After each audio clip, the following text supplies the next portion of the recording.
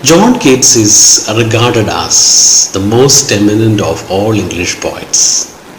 He is a prominent romantic poet who belongs to that set of poets in English literature commonly referred to as the nest of singing birds. These birds liked the sky and freedom and disliked the discomforts, sufferings, and heated realities of life. They, like skylarks, prefer to sing melodiously, soaring and flying high up to the blue expanse of fantasy and dreams. Keats is generally respected as a worshipper of beauty. For him, beauty is a passion. It is an expression of divinity. He once said, "Beauty is truth, and truth beauty. That's all ye know on earth, and all ye ought to know on earth." He said, "This is the only learning." What is that learning? Beauty is truth, and truth beauty. He equates beauty with truth. What is beautiful is true, and what is true is also beautiful on this earth, means in this life, he concluded. The poem titled "A Thing of Beauty is a Joy Forever" is a typical poem from his magical pen. Here he celebrates the blessings that any beautiful thing can offer. He begins the poem saying that anything that is beautiful will give us joy and happiness, and that joy and happiness will never disappear from our minds. Though the joy we get seeing a flower is generally thought to be temporary, the same thing and its lovely sensation will only multiply in a sensitive mind over a period of time. Its loveliness increases, he says. He begins the poem saying that a thing of beauty will always keep a quiet bower for all of us. Quiet bower means peaceful bower. A bower means a shady place under a group of trees, especially in a forest. We seek the comfort of some shade when the sun is hot or when the suffering is a bit too high in life. He further says that a thing of beauty will also give us comfortable sleep with lovely dreams. It will give us peace and health. Okay, let us start reading the poem.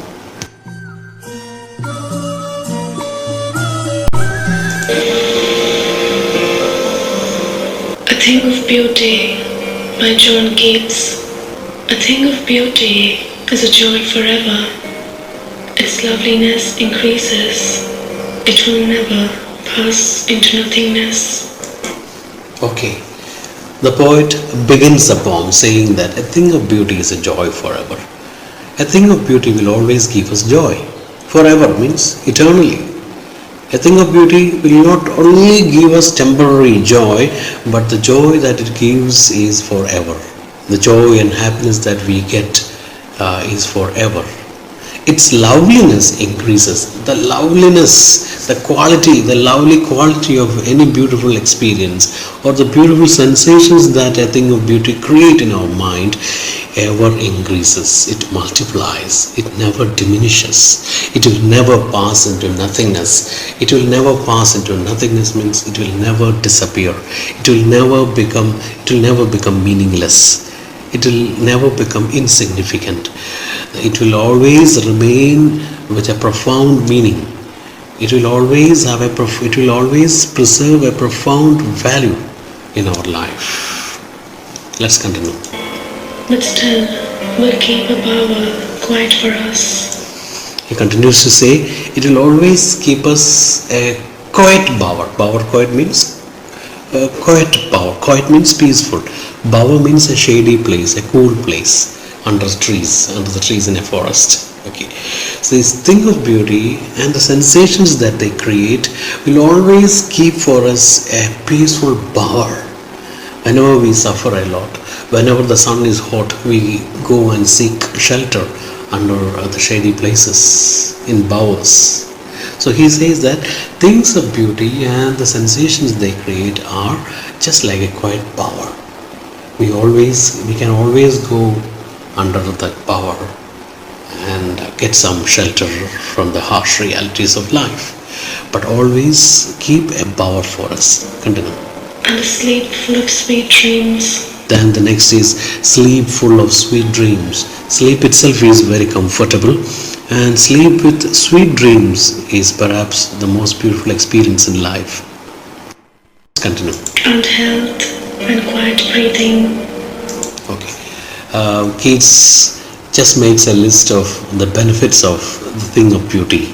First of all, the thing of beauty is will give us a quiet bower. Don't forget that. It will give a comfortable bower, yes, shelter.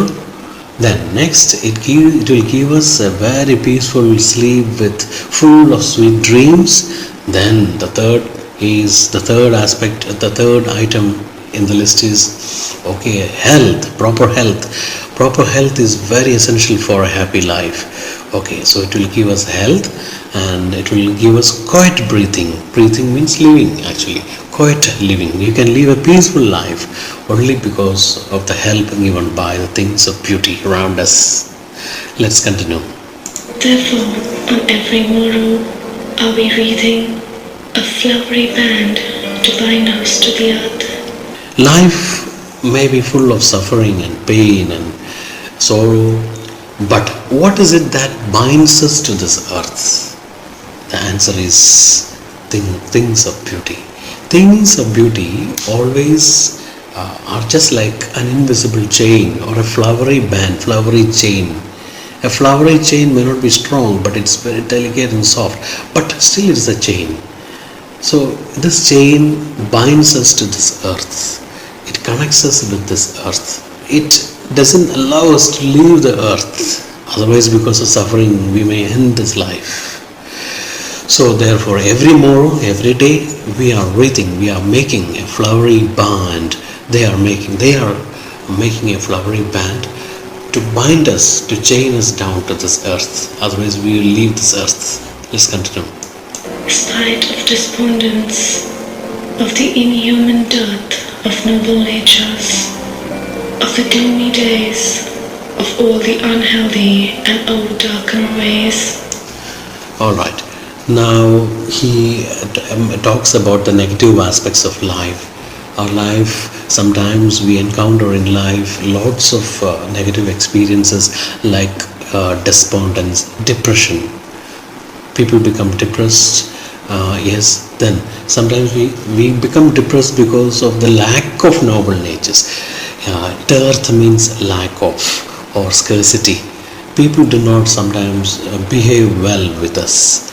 So we find a lack of good behavior or noble human nature around us. That makes us sad. Okay. Then sometimes our days become very gloomy. We become very sad either because of economic depression or because of the fear of disease or because of people, a broken relationship. Yes, sometimes because of some other reasons like ill health. Okay, our days become very gloomy. The life on earth is quite uncertain, right? So because of depression, gloomy days and ill health, our ways become over darkened. The path of our life becomes very shady, too dark. Over darkened means too much darkened because of the negative experiences. Please continue. Made for a searching. Okay. He says that our life is a searching. In life, we keep searching for many things. Some search for money, some search for relationship, some search for lovely sensations. So our life itself is a searching. And when we search, we encounter such negative experiences in life. Let's continue. Yes, in spite of all, some shape of beauty moves away the pall from our dark spirits. Moves away the pall. Pall actually means a cloud of dust or a cover. Yes, life may be full of such negative experiences, but in spite of those experiences, the cloud of sorrow is removed. from our mind because of some shapes of beauty. Some shapes of beauty, something that is beautiful, will always remove that dark cloud of dust of despondence and negative feelings from our mind. Shapes of beauty, beautiful things will chase away all that gloom from our mind, from our life, From our dark spirits, from our dark spirits. such the sun, the moon, trees old and young, sprouting a shady boon for simple sheep. Okay. Here comes the beauty of Keats' verse. Keats' poetry is rich with beautiful visual images. So here we get a list of beautiful things on earth. Such the sun, yes, the sun is a wonderful phenomena, a beautiful phenomena.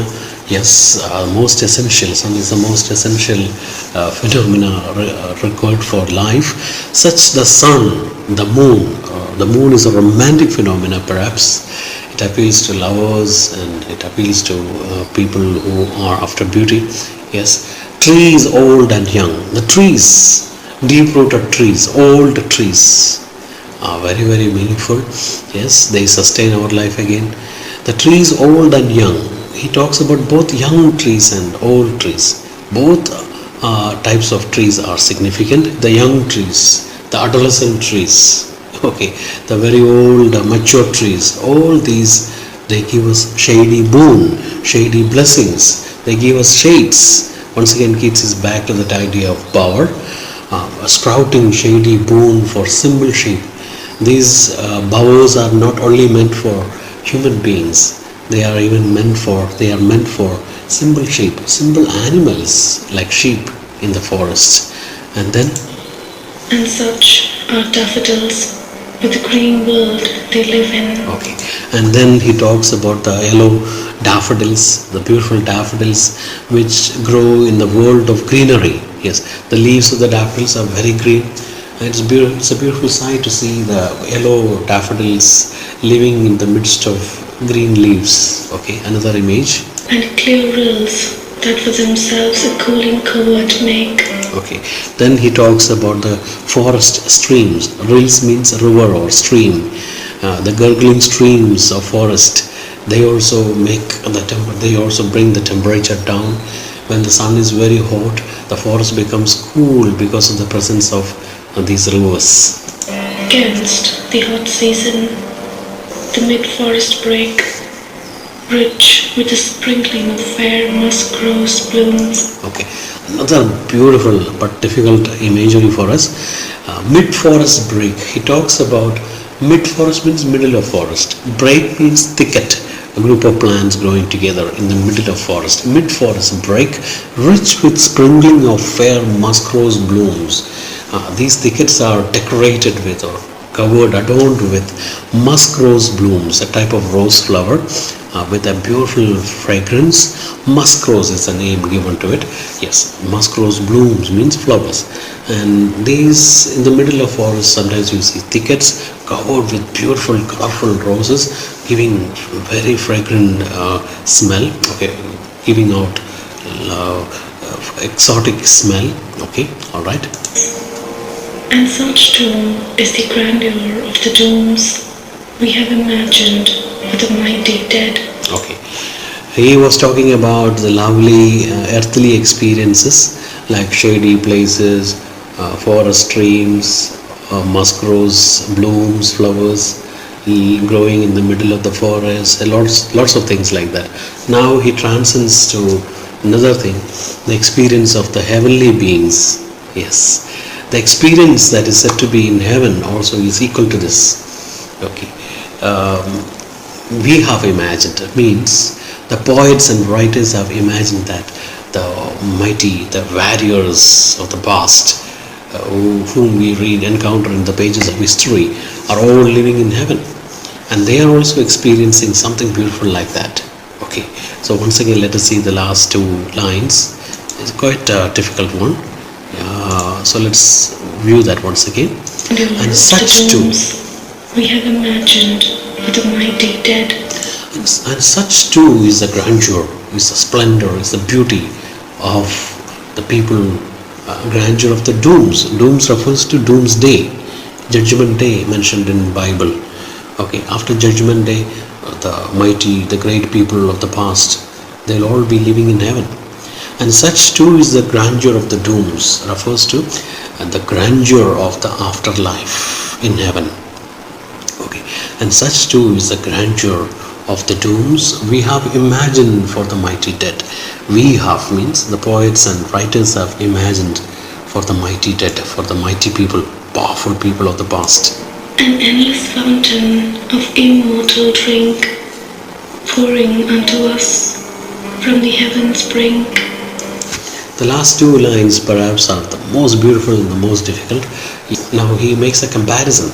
Yeah, he says that, yes, just imagine heaven like a cup of wine, and from the brink of that cup something is overflowing down to earth. Heaven is just like a chalice. Heaven is just like a cup, and the cup is full of divine drink, divine wine, divine drink. Okay, immortal, which gives us immortality. Okay, these beautiful experiences so far mentioned are compared to a beautiful fountain springing from heaven, from the boundary of heaven. It is pouring down to earth. And when we touch that fountain, when we are blessed by that fountain, we all become immortal. We all become, our life becomes very meaningful, and our life becomes very valuable. Okay, so the poem is dedicated to things of beauty and the blessings that they can create upon our life.